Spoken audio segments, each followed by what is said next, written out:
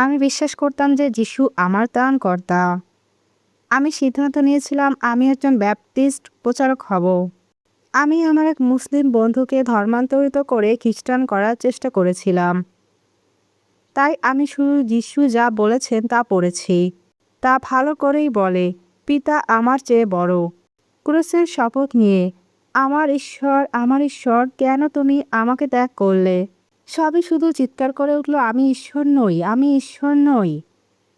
Bible আমাকে আদেশ করেছে নবী মুহাম্মদ সাল্লাল্লাহু আলাইহি সাল্লামকে অনুসরণ করতে, এবং আমি বাড়িতে এসে বললাম, আমি তোমাকে কিছু বলতে চাই, আমি মুসলিম হতে যাচ্ছি।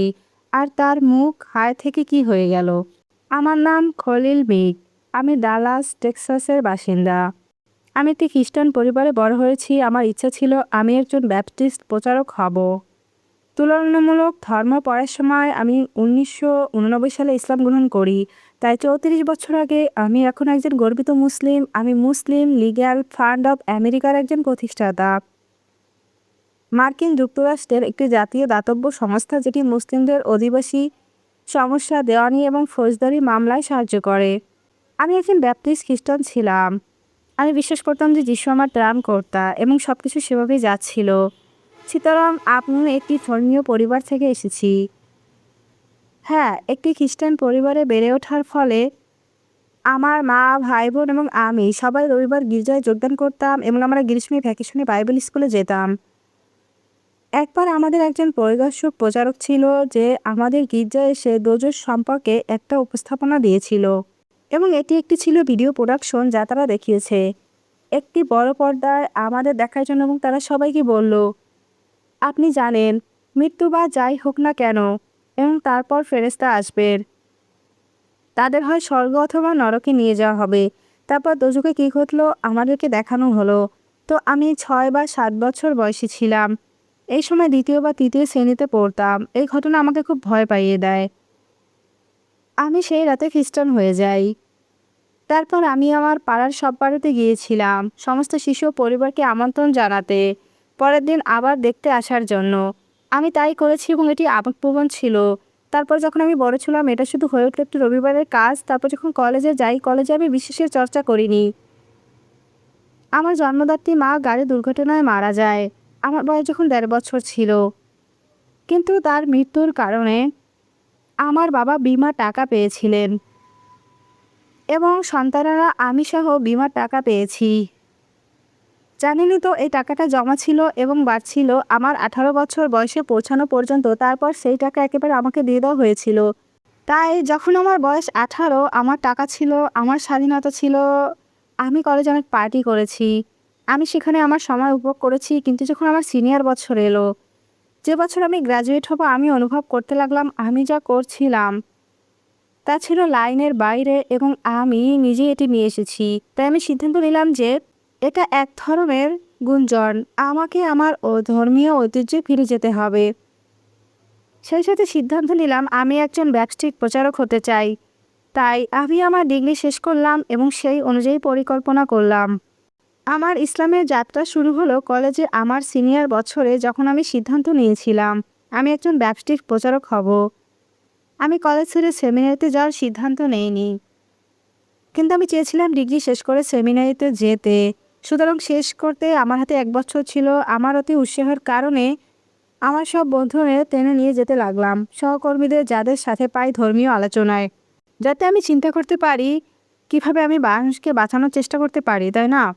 পুরো মিশনটা ছিল তাদেরকে খ্রিস্টান ধর্মে দীক্ষিত করার। তাই আমি কিভাবে অন্য ধর্মের সাথে পরিচিত হব এবং খ্রিস্ট ধর্ম তাদের বোঝাতে সক্ষম হব, তাই বিনোদন হিসেবে সেটাই করেছি। আমার সিনিয়র বর্ষা ছিল শুধু লোকদের জিজ্ঞাসা করা, আপনি কি বিশ্বাস করেন এবং কেন, এবং আমি তা শুনতাম। তারপর এক মুসলিমের সাথে আমার বন্ধুত্ব হয়। তার সাথে আমার আগেই বন্ধুত্ব ছিল অনেক আগে থেকে, কিন্তু কখনো ধর্ম নিয়ে কথা বলিনি। তাই এখন আমি তাকে জিজ্ঞাসা করি, তুমি কি বিশ্বাস করো, এবং সে বলল আমি একজন মুসলিম। এবং 80-র দশকে যখন আমি কলেজে ছিলাম, আমি আসলে জানতাম না যে এর মানে কি। শুধু এটা কি একটি সংগঠন, এটা কি একটি ধর্ম, আমি সেটাই ভাবতাম। সে বলল আমি মুসলিম, এবং শুরু করলো আমাকে বলা সে কিসে বিশ্বাস করে। কয়েক মিনিট পরে আমি শুনেছি, কিন্তু আমি মনে মনে ভাবছি তোমার কথাগুলো একজন বিভ্রান্ত খ্রিস্টানের মতো শোনাচ্ছে। আমি জানি না ইসলাম বা মুসলিম কি, কিন্তু তুমি খুব কাছাকাছি। তুমি এটার কাছাকাছি প্রায় পৌঁছে গিয়েছো। তুমি যে এইটুকু কাছাকাছি তুমি জানো। তাই আমি মনে করলাম, আমি এগিয়ে গিয়ে কাউকে বাঁচাবো। আমি সেমিনারিতে যাওয়ার আগে, তাই নয়? আমি আমার মুসলিম বন্ধুকে ধর্মান্তরিত করার চেষ্টা করলাম খ্রিস্টান হওয়ার জন্য। আর সে শুধু ধর্মের কথা বলতে আনন্দে পেত। না, সে এতে মোটেও ক্লান্ত হয়নি, কিন্তু তিনি কখনো বিতর্ক করতেন না, তিনি কখনো তুলনা করতেন না। আমি তাকে যিশু সম্পর্কে বলার চেষ্টা করলাম এবং কেন এটি শুধু ভাবছিলাম আমি কতটা ভালো, এই কথোপকথনের সুযোগ কতটা চমৎকার। কিন্তু আমরা যখন চলে গেলাম, পরের বার আমি তাকে দেখতে পেলাম। সে আমাকে একটি পুস্তিকা, একটি প্যাম্পলেট, কিছু একটা। এটা ছিল তুলনামূলক ধর্মীয় সংলাপ, যে বিষয়ে আমরা আলোচনা করতাম। আমি শেষ পর্যন্ত অসংখ্য প্যাম্পলেট পেয়েছিলাম। আমি যে প্যাম্পলেট পেয়েছি তার মধ্যে একটি ছিল বাইবেল কি ঈশ্বরের বাক্য। আরেকটা তুলে ধরেছেন আহমেদ দিদাত, বাইবেলের ঐতিহাসিকতা, এবং সে শুধু প্রশ্ন করেছে, এই বই কি ঈশ্বরের বাক্য। তিনি বইটিতে তার বিশ্লেষণ তুলে ধরেন। এতে সমস্যা হলো, আমি বিশ্বাস করতাম বাইবেল শতভাগ সত্য। আমি এটা পড়তে পড়তে বড় হয়েছি, গির্জায় অংশগ্রহণ করেছি, কিন্তু আমি কখনো বাইবেলের ঐতিহাসিকতা নিয়ে পড়াশোনা করিনি। আমরা এই বইটি কীভাবে পেয়েছি, তাই না? এর প্রতিটি অধ্যায়ের নাম আছে। তাই আমি অনুমান করেছি তারাই এটি লিখেছে এবং তারা এটি সব একসাথে করে এই বই রেখেছে, তাই না? তাই এটা শুধু অতীতের মানুষগুলো লিখেছিল ঈশ্বরের দ্বারা অনুপ্রাণিত হওয়া কথাগুলো। কিন্তু আমি বললাম এটা কোনোভাবেই সম্ভব না কিছু প্রমাণ করতে। তাই আমার বাইবেলের ঐতিহাসিকতা শিখতে হবে, তার কর্তৃত্ব প্রমাণ করতে। একটি সংশয়বাদী আমি নিজেকে বলেছিলাম, আমি এর জন্য নিজেকে উৎসর্গ করতে যাচ্ছি। তাই নিজেকে বিনোদন দেওয়ার প্রশ্ন করার বদলে, আপনি কি বিশ্বাস করেন এবং কেন বিশ্বাস করেন, আমি ডুবে যাই বাইবেলের ঐতিহাসিকতার মধ্যে, যেন আমি অন্য কাউকে এটা ব্যাখ্যা করতে পারি। সেই প্রক্রিয়ায় আমি শতভাগ প্রত্যয় নিয়ে শুরু করেছি। তারপর আমি শিখতে শুরু করলাম কিভাবে আমরা বাইবেল পেলাম। যখন আপনি তাকিয়ে দেখবেন কীভাবে আমরা জানি যে এই মুসা আলাইসাল্লাম কী বললেন, ঈসা আলাইসাল্লাম কী বললেন, নবী সাল্লাল্লাহু আলাইহি সাল্লাম কী বললেন, তারপর আপনি কপিগুলোর দিকে তাকান বা ঐতিহাসিক দলিল। আমার বিস্ময় যে নিউ টেস্টামেন্ট আরমাইক ভাষায় কোনো মূল পাণ্ডুলিপি নেই, যেটি ফিলিস্তিনের ভাষা। যিশুর সময়কার হিব্রু ভাষায় কোনো নথি নেই, যা তিনি একজন ইহুদি ছিলেন এবং তারা সংরক্ষণ করেছিলেন তাদের আগের বাণীগুলো এবং বাকি সব হিব্রুতে। তাই আমাদের হিব্রুতে কিছুই নেই, আরামাইক কিছুই নেই। আমাদের কাছে শুধুমাত্র গ্রিক নথি আছে, এরপরে ল্যাটিন ভাষায়, এবং আমাদের কাছে 10,000 কপি আছে সেই বইগুলোর প্রতিটির, ম্যাথিউ, মার্ক, লুক এবং জন। তবুও কোনো দুইটি কপির সাথে মিল নেই। এটি এমন কিছু যা আপনি বিশ্বাস করতে এবং ব্যাখ্যা করতে পারেন, কিন্তু এটা আমার মতে খুব শক্তিশালী প্রমাণ ছিল না। কেউ কেউ পারে, যাই হোক, আপনি শিখবেন যখন আপনি পড়াশোনা করতে থাকবেন। আরও বই ছিল এমনই পুরানো, ঠিক যেমন আপনি জানেন আপাত দৃষ্টিতে খাঁটি, যেগুলো বাইবেলের অন্তর্ভুক্ত না। এমনকি ক্যাথলিক বাইবেল, প্রোটেস্ট্যান্ট বাইবেলও রয়েছে যা ভিন্ন। অন্য কথায়, খ্রিস্টান বিশ্বাসী 2000 বছর পেরিয়ে গেছে এবং বাইবেলের এমন কিছু লেখক আছে যা এখনও অজানা। আমি বাইবেলের ঐতিহাসিকতা শিখছি, তাই আমি অন্যদের কর্তৃত্বের সম্পর্কে বোঝাতে পারি। আমার মনে উদ্যোগ জাগা শুরু হয়, তাই না? আমি তা শিখেছি যা জানতাম না এবং নিশ্চিত থেকে। আমি যত বেশি শিখেছি ততই সন্দিহান হয়ে উঠেছি। এই প্রক্রিয়া অব্যাহত ছিল একটা পর্যায়ে না আসা পর্যন্ত, এবং আমি আশাহত ছিলাম যেটা ভালোর দিকে যাচ্ছে না। আমি যত দূরেই যাচ্ছি এটা তত খারাপ হচ্ছে। প্রতিষেধকমূলক মানসিকতার থেকে আমি আমার মুসলিম বন্ধুকে জিজ্ঞাসা করি, আচ্ছা, আমাকে কোরআন সম্পর্কে বলো, এর ঐতিহাসিকতা কী? তাই সে একটা বই নিয়ে আসে যেটায় রয়েছে নবীর সিরাহ, কোরআনের ঐতিহাসিক ফটোকপির মতো খুবই সহজ। কোরআন সম্পর্কে ইসলামিক সূত্র কি বলে, এই সিদ্ধান্তে আসা খুব দ্রুত ছিল। এটা সম্পূর্ণ ভিন্ন ঐতিহাসিকতা। কোরআন আরবি ভাষায় প্রণীত, এটি নবী সাল্লাল্লাহু আলাইহি সাল্লামের ভাষায়, এটি নবীর সময়কাল পর্যন্ত পাওয়া যায়। এটা লেখা হয়েছে এবং মুখস্থ করা হয়েছে নবী সাল্লাল্লাহু আলাইহি সাল্লামের সময় থেকে। তাহলে ঐতিহাসিকতা খুব সহজ, তাই না? এই প্রমাণ যদিও এর একটি শব্দ, কিন্তু এটাকে খাঁটি করে তোলে। যেহেতু দুটি বই সম্পূর্ণ আলাদা। কোরআনের এইরকম কোনো ইস্যু ছিল না। আমি বলবো বাইবেলের মতো আমি এত নিরাশ হইনি। আমার মনে হচ্ছিল এটা আমাকে সাহায্য করছে না। আমি আশা করছি সবাই একই পথে আছে। আমি পাশ কাটিয়ে যেতে পারি, কিন্তু এটা সাহায্য করছে না। আর তাই আমি যখন দ্বিধাতের আরও পুস্তিকা পড়ি, তাদের মধ্যে একটি ছিল বাইবেলে মুহাম্মদ সাল্লাল্লাহু আলাইহি সাল্লাম। এটা শুধু একটি ছোট্ট পুস্তিকা ছিল যেখানে লেখা রয়েছে বাইবেলে মুহাম্মদ সাল্লাল্লাহু আলাইহি সাল্লাম। কেন আপনারা তাকে বিশ্বাস করেন না? আমি আমার সারা জীবন গির্জায় গেছি, মানুষের সঙ্গে কথা বলেছি, মানুষের কথা শুনেছি, তার নাম একবারও শুনিনি। ভালো খারাপ কিছুই না, কোনো বিষয়ে তার কথা আসেনি। আমি তাকে এই বাইবেলের কোথাও দেখতে পাইনি, আপনি জানেন? তাই এখন আমি প্রতিযোগী দিদাতের সাথে তার বই নিয়ে তর্ক করেছি, সে আমাকে চ্যালেঞ্জ করলো। সুতরাং আপনি যদি চান যে একজন খ্রিস্টান, প্রমাণ করুন। যিশু হলো যাকে তারা বলে, তারা ওল্ড টেস্টামেন্টে উল্লেখ করবে এবং বলবে, এই যে এখানে তার কথা উল্লেখ রয়েছে, আমার একজন নবী থাকবেন যিনি এমনটা করবেন। তিনি এই এলাকা থেকে আসবেন, উনি এটা করবেন সেটা করবেন। বলতে চাচ্ছি, এবং সে এটি পুরোপুরি মানায়, তাই না? তাহলে আপনি কিভাবে তাকে প্রত্যাখ্যান করবেন? কিন্তু ওল্ড টেস্টামেন্টে যিশুর নাম উল্লেখ নেই কোথাও। নাম দ্বারা উল্লেখিত কোনো যিশু নেই সেখানে। এবং যতবার আমি দুটি বিষয় তুলনা করেছি, আমি দেখেছি খ্রিস্টান ব্যাখ্যার চেয়ে দ্বিধাতের ব্যাখ্যাই বেশি গ্রহণযোগ্য। এবং আমার মনে হয় এটি আরও চূড়ান্ত হয়। যে বাইবেলে জেনেসিস থেকে রেভেলেশন পর্যন্ত এক নবী সম্পর্কে কথা বলে, এতে বলে একজন নবী আসবেন, সেখান থেকে তিনি কি করেছেন, কিভাবে করেছেন, সব কিছু প্রাসঙ্গিক এবং নবীর জীবনী বাইবেলে আছে। তাই আমি এটিকে অনেক অদ্ভুত হিসেবে খুঁজে পেয়েছি। কিন্তু হয়তো আমি বিভ্রান্ত মুসলিম। আমার কাছে এখন সম্ভবত 50 থেকে 100টি পদ আছে বাইবেল থেকে, যা খুবই পরিষ্কার। এটি হতে হবে নবী মুহাম্মদ সাল্লাল্লাহু আলাইহি সাল্লাম, হিব্রুতে HMD, যেটা খুবই অভিন্ন হবে।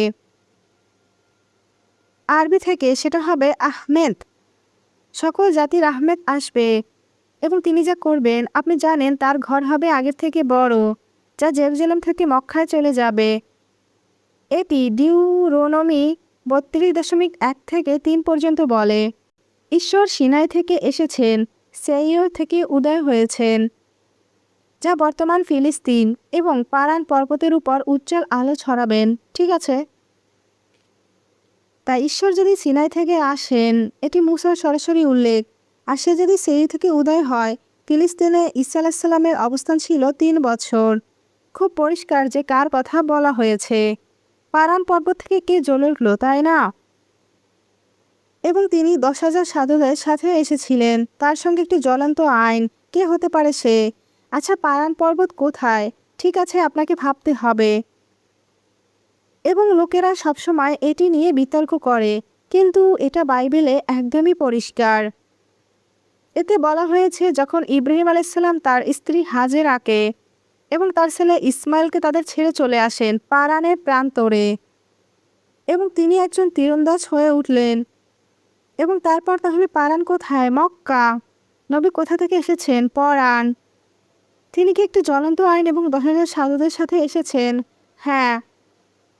কুরআন বলে যে তারা মুহাম্মদ সাল্লাল্লাহু আলাইহি সাল্লামকে ভালো করে জানবে, অথবা তারা মুহাম্মদ সাল্লাল্লাহু আলাইহি সাল্লামকে চিনবে তাদের নিজের ছেলের চেয়েও সহজে। এটা কারণ যে ওহীগুলো নাজিল হয়েছে এত স্পষ্ট, এত সংক্ষিপ্ত, এত নিখুঁত ছিল। তাকে প্রত্যাখ্যান করার জন্য আপনাকে তাদের সম্পর্কে অজ্ঞ হতে হবে। সুতরাং তারপর এটি একটি সমস্যা হয়ে ওঠে। এখনও যিশুর প্রভাব খ্রিস্ট ধর্মে অত্যন্ত গভীর। তিনি এই ধর্ম, মানে ধর্মটা তাকে নিয়ে, এবং এটি তার মাধ্যমে পরিচালিত। সুতরাং একজন খ্রিস্টান হিসেবে আপনি ভাবছেন, আমি কিভাবে যিশু সেরে অন্য কিছু করতে পারি? সেটার হিসেব হয় না, আপনি তা করতে পারবেন না। তারপর আমি দেখেছি দ্বিধাতের লেখা আরেকটি বই, ঈসা আলাইহিস সালাম ইসলামের একজন নবী। আমি ভাবলাম না, তেমন নয়, তিনি একজন খ্রিস্টান। কিন্তু তারপর যখন বুঝবেন মুসলমানদের দৃষ্টিভঙ্গি, যেমন তিনি যা করেছেন, আমরা যার সাথে একমত, এই তার জীবন, তার অলৌকিক ঘটনা, তার জন্ম, তার সব কিছু ঠিক আছে, কিন্তু আমরা তাকে ঈশ্বর মনে করি না। তাহলে তিনি কি ঈশ্বর, নাকি তিনি ঈশ্বর নন? সুতরাং যখন এটি সেই প্রশ্নে নেমে আসে, আচ্ছা এখন এটা খুব পরিষ্কার, এই দুই ধর্ম প্রায় একই। পরিত্রাণ ছাড়া আপনি কিভাবে স্বর্গে যেতে পারেন? এই বিশ্বাস যে যিশুই ঈশ্বর এবং আপনার পাপের জন্য মারা গেছেন এবং তিনি যে মূল্য পরিশোধ করে গিয়েছেন আর আপনি স্বর্গে যাবেন, নাকি মুসলিম যেখানে বিশ্বাস এক ঈশ্বরের উপর আর তাওহীদই তোমার মুক্তি। তাই আমি শুধু যিশু যা বলেছেন তাই পড়েছি। বাইবেলে বলা হয়েছে, পিতা আমার চেয়ে বড়। আমি যিশু, আমার নিজের সত্তা, আমি কিছু করি না। আমাকে ঈশ্বর বলছো কেন? পিতা ছাড়া আর কোনো ঈশ্বর নেই, তাই আমি যিশুকে পড়ছি। তিনি এটা অস্বীকার করছেন বলে মনে হচ্ছে, বারবার বারবার। কেন সে এমন করবে, তাই না? কেন এটা ঘটছে? এখন কৈফিয়ত হলো সেটা। এটা নিজেকে প্রকাশ করার সময় ছিল না। তবে স্পষ্টতই তাকে অনেকবার জিজ্ঞাসা করা হয়েছিল, আপনি কে? আপনি এখানে কি জন্য এসেছেন? তিনি তাদের উত্তর দিলেন, নবী, এবং কিছুই করার নেই। আমার বাবা যিনি আপনি জানেন, তিনি আমাদের প্রার্থনা করতে শিখিয়েছিলেন। আমাদের পিতা যিনি স্বর্গে বিচরণ করেন ক্রুশের উপর শপথ করে, হে ঈশ্বর, আমার ঈশ্বর, কেন তুমি আমাকে ত্যাগ করলে? সে সব চিৎকার করে ওঠে, আমি ঈশ্বর নই, তাই না? এবং কোনো ধর্মতাত্ত্বিক কৈফিয়ত ছাড়া এটা স্পষ্ট, না আমি নই। তাহলে আমি ভাবছি, ঠিক আছে, আমি শেষ পর্যন্ত নিশ্চিত হয়েছি যে বাইবেল আমাকে নবী মুহাম্মদ সাল্লাল্লাহু আলাইহি সাল্লামের অনুসরণ করার নির্দেশ দেয়। তাই আমি ডেন্টনের একটি মসজিদে গেলাম যেখানে আমি স্কুলে যেতাম। আমি হাজির হলাম। এখন আমার ভেতরে সব উপলব্ধি হচ্ছে। আমার মাথায় কি চলছে আমি ছাড়া তা কেউ জানে না। কিন্তু আমি সিদ্ধান্ত নিলাম আমি মুসলিম হতে চাই, এমনকি আমি আমার বন্ধুর কাছেও বলতে যাইনি। আমি শুধুমাত্র মসজিদে গিয়েছিলাম। আমি ডেন্টনে একটি মসজিদ খুঁজে পেয়েছি আর আমি দরজা খোলার চেষ্টা করলাম, এটি তালাবদ্ধ ছিল। হ্যাঁ, আমি মসজিদের সামনে দাঁড়িয়ে আছি, এটি তালাবদ্ধ। তাই আমি ফুটপাতে বসে ভাবতে লাগলাম, আমি কি করতে যাচ্ছি? কেউ আসা যাওয়া পর্যন্ত অপেক্ষা করব? আমি শুধু বিতর্ক করেছিলাম। আমি সেখানে 5-10 মিনিটের বেশি ছিলাম না। একটি গাড়ি ড্রাইভ করে কেউ এলো, তাই আমি ভাবলাম, ওহ, কেউ এলো। তার গাড়ি থেকে তিনি নেমে হেঁটে আসলেন এবং জিজ্ঞাসা করলেন, আমি কি আপনাকে সাহায্য করতে পারি? আমি বললাম, হ্যাঁ, আমি এসেছি, আমি মুসলিম হতে চাই। তিনি দরজা খুললেন, তখন নামাজের সময় ছিল। সুতরাং তিনি আমাকে ভিতরে আসতে বললেন। তারা খুব উৎফুল্ল হয়ে গেল এবং বলা শুরু করলো, আপনি কি এটা জানেন, ওটা জানেন? আমি ভাবলাম, আমি জানি না ইসলামের স্তম্ভ বিষয়ের বিষয়গুলো। আমি যা বুঝি তা শুধু জানি এই দুই ধর্ম সম্পর্কে যে তারা শুধু পরিত্রাণ এবং এর অংশ ছাড়া অভিন্ন। হয় ট্রিনিটি, নয় তাওহীদ। আমি নিশ্চিত যে তাওহীদ সঠিক, তাই আমি এখানে এসেছি। আমি মুসলিম হতে চাই। তারপর আমি আমার শাহাদা নিলাম। তারা আমাকে একটি বই নিয়ে চলে যেতে দিল। বইটির নাম হালাল ও হারাম। সেটা একটি ইংরেজি সংস্করণ ছিল। সুতরাং এটি একটি মজার গল্প। আমার ছিল এখন 34 বছর ধরে আমার স্ত্রী কলেজ থেকে, এবং আমরা তখন বিয়ে করিনি। আমরা বিয়ে করার জন্য গ্র্যাজুয়েট হওয়া পর্যন্ত অপেক্ষা করেছিলাম। কিন্তু আমরা 3 বছর ধরে ডেটিং করছিলাম। আমরা এঙ্গেজড ছিলাম। আমাদের বিয়ের পরিকল্পনা ছিল। এই সমস্ত মানসিক গবেষণা করেছিলাম। সে ভেবেছিল আমি একজন ব্যাপটিস্ট প্রচারক হতে যাচ্ছি। আমি সিদ্ধান্ত নিয়েছি আমি একজন মুসলিম হতে চাই, তাই না? কিন্তু আমি কারোর সাথে কথা বলছি না। আমি পুরো সময় ধরে বিষয়টা নিজের ভেতরে রেখেছি। তাই যখন আমি মসজিদে হাজির হই আর আমি শাহাদা নেই এবং বাসায় আসি, আমি বললাম, আমি তোমাকে কিছু বলতে চাই। সে বলল, কি? আমি মুসলিম হতে যাচ্ছি। আপনি জানেন, আমি শাহাদা নিয়েছি, আমি মুসলিম হয়েছি। আর তার মুখ আমার দিকে তাকিয়ে হায় থেকে কি হয়ে গেল। আপনি কি করেছেন? আমি বললাম, আমি মুসলিম হয়েছি। সে বলল, কেন এমন করলে? সে চিৎকার এবং বিরক্ত হওয়া শুরু করলো। সে বলল, আমি জানি না কি করে, এটা কোত্থেকে এসেছে, আমি পারছি না। সে একটি তালিকা শুরু করলো সেই সব জিনিসের যা সে কখনোই করবে না। আমি বললাম, শান্ত হও, আমার জন্য খুশি হও। তুমি কি করো তাতে আমার কিছু যায় আসে না, ঠিক, এটা আমার জন্য। তাই সে শান্ত হলো। আমি হালাল এবং হারাম বইটি পেয়েছি, তাই না? তাই আমি পড়ছিলাম এবং আমি অল্প সময়ের মধ্যেই শিখেছি মুসলিমরা সুদের ব্যবসা করে না।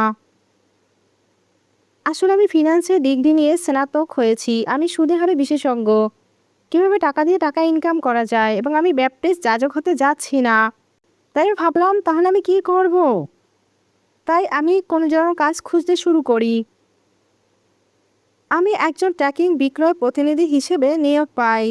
তাই ব্যবসায়ীদের ফোন করে বলি, আপনার পণ্য পাঠানোর জন্য আমাদের ট্রাক লাইন ব্যবহার করুন, ঠিক আছে? এভাবে আমার আয়াত শুরু। হালাল হারাম একটু একটু করে পড়ছি। এটা বলে যে মুসলমানরা শূকরের মাংস খায় না। আমি ভাবি ভালোই, শূকরের মাংসের প্রতি খ্রিস্টানদের দৃষ্টিভঙ্গি আগে খারাপ ছিল। যিশু মারা গেল, সব কিছু পরিষ্কার হয়ে গেল, তাই এটা এখন খেতে পারেন। তাই আমি শূকরের মাংস খেয়ে বড় হয়েছি। মুসলমানরা এখনও শূকরের মাংস খায় না। তাই আমি আমার স্ত্রীর কাছে গিয়ে বললাম, আমি কিছু শিখেছি। সে বলল, কি? আমি বললাম, মুসলিমরা শূকরের মাংস খায় না, সুতরাং যখন তুমি খাবার তৈরি করবে, যাই হোক না কেন, এটা আমাকে দিও না। সে বলল, কি পেয়েছো তুমি? মানে সে আমাকে তার দুঃখিত চেহারা দেখালো, একটু মন খারাপ। তারপর ভাবলো যে আমি সত্যি এই কাল্টে যোগ দিয়েছি। এবং সে বলল, আমি এটা করতে যাচ্ছি না। সে বলা শুরু করলো সে কি কি করবে না। আমি বললাম, এটা নিয়ে চিন্তা করো না, তুমি যা চাও তাই করো, শুধু আমাকে সুখী হতে দাও। আমি কয়েক পৃষ্ঠা পড়লাম এবং এটা বলে মুসলিমরা পুরুষেরা স্বর্ণ পরিধান করে না। আমরা ইতিমধ্যে বিবাহের জন্য একটি স্বর্ণের ব্যান্ড বাছাই করা ছিল। আমি তার কাছে গেলাম। আমি বললাম, আমরা কি পরিবর্তন করতে পারি এই ব্যান্ডটাকে রূপার সাথে? সে তার বাগদানের আংটি ছুঁড়ে ফেলে দিল। রুমের অন্য প্রান্ত থেকে বলল, আমি করব না। এবং তার মন খারাপ হলো এবং তারপর সে শান্ত হলো। তারপর আমি কখনোই, এবং আমি ভাবছি ঠিক আছে, কিন্তু সে এক কথায় জানায়। আমরা শেষ পর্যন্ত আমি তাকে মসজিদে যেতে রাজি করেছিলাম এবং আমরা ইসলামিকভাবে বিয়ে করি এবং আমি গির্জায় যাই এবং শেষ করি পুরো বিবাহ যেমন আমরা আগেই পরিকল্পনা করেছিলাম। তো দুটো বিয়ে, কিন্তু সে শুধু আমাকে সহ্য করছিল। সে আমাকে সত্যিই পছন্দ করছিল, কিন্তু সে ভেবেছিল আমি যা করছি তা ছিল অদ্ভুত। এবং আমি ওমাহায় মুসলিম লোকদের সাথে পরিচিত হই এবং তারা আমাকে আমন্ত্রণ জানায়। তারা আমার সাথে রক স্টারের সাথে আচরণ করছে। আরে তুমি সাদা, তুমি মুসলিম, আমরা তোমাকে ভালোবাসি, তুমি কি জানো?